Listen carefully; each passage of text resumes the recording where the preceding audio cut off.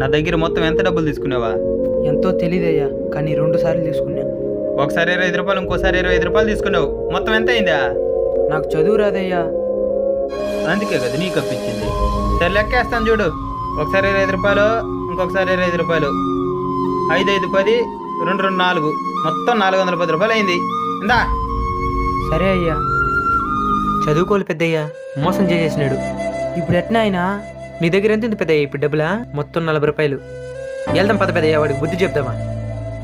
Sir, మా పెద్దయ్య 410 రూపాయలు ఇవ్వాలి కదా, ఇది 40 రూపాయలు ఇస్తున్నాం.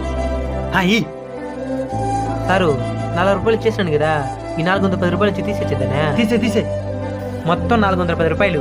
దీంట్లో నుంచి మేము ఇచ్చి 40 రూపాయలు తీస్తే 0 1 0 పోతే 1 0, ఇంకా 10 రూపాయలు ఇవ్వాలా. ఇదేం లెక్క? ఈ లెక్క పేరే కుక్క కాటికి చెప్పు దెబ్బ.